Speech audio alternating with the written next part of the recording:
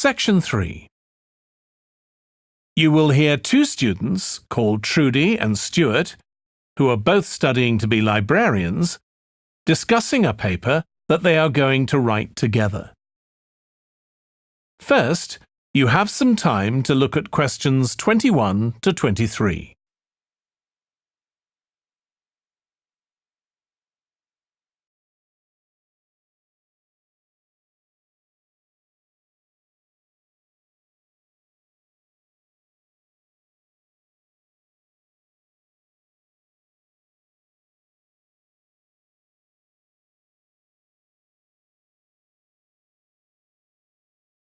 Now listen carefully and answer questions 21 to 23. OK, Stuart, we need to start planning our paper on public libraries. Have you thought of an angle yet? Well, there's so much we could look into. How libraries have changed over the centuries, for instance, or how different countries organise them. What do you think, Trudy? Maybe we should concentrate on this country and try and relate the changes in libraries to external developments, like the fact that far more people can read than a century ago, and that the local population may speak lots of different languages. We could include something about changes in the source of funding too. Yes, but remember we're only supposed to write a short paper, so it's probably best if we don't go into funding in any detail. Right. Well, shall we just brainstorm a few ideas to get started? OK. We obviously need to look at the impact of new technology, particularly the internet. Now that lots of books have been digitalised, people can access them from their own computers at home. And if everyone did that, libraries would be obsolete. Yes. But the digitalised books that are available online for free are mostly out of copyright, aren't they? And copyright in this country lasts for 70 years after the author dies.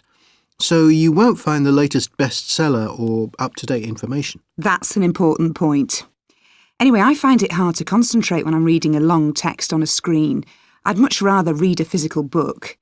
And it takes longer to read on a screen. Oh, I prefer it. I suppose it's just a personal preference. I expect the libraries will go on evolving in the next few years. Some have already become centres where community activities take place, like local clubs meeting there. I think that'll become even more common. I'd like to think so. And that they'll still be serving their traditional function, but I'm not so sure. There are financial implications after all. What I'm afraid will happen is that books and magazines will all disappear and there'll just be rows and rows of computers.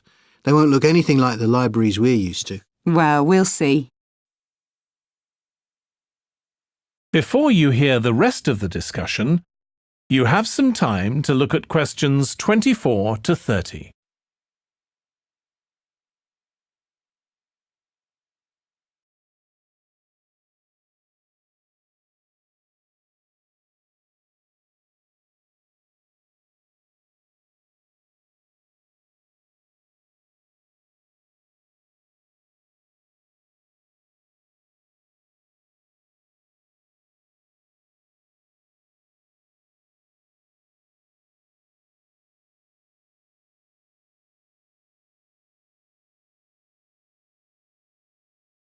Now listen and answer questions 24 to 30. I've just had an idea. Why don't we make an in-depth study of our local public library as background to our paper? Yes, that'd be interesting. And raise all sorts of issues. Let's make a list of possible things we could ask about, then work out some sort of structure. For instance, we could interview some of the staff and find out whether the library has its own budget or if that's controlled by the local council. And what their policies are. I know they don't allow food, but I'd love to find out what types of noise they ban. There always seems to be a lot of talking, but never music. I don't know if that's a policy or it just happens. I've often wondered. Then there are things like how the library is affected by employment laws. I suppose there are rules about working hours, facilities for staff and so on. Right. Then there are other issues relating to the design of the building and how customers use it, like what measures does the library take to ensure their safety? They'd need floor coverings that aren't slippery, and emergency exits, for instance. Oh, and another thing, There's the question of the kind of insurance the library needs to have, in case anyone gets injured. Yes, that's something else to find out. You know something I've often wondered? What's that? Well, you know they've got an archive of local newspapers going back years. Well, next to it, they've got the diary of a well-known politician from the late 19th century.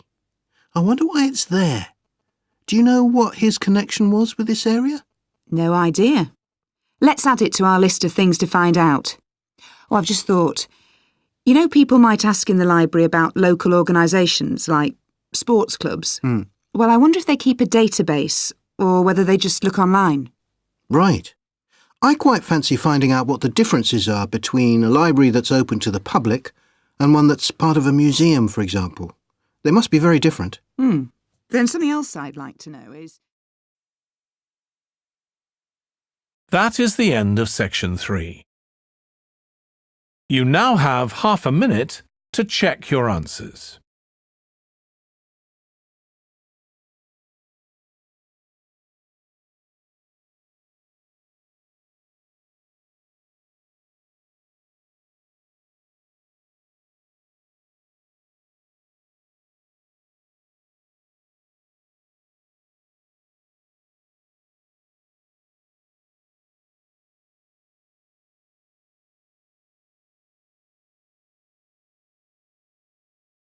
Now turn to section 4.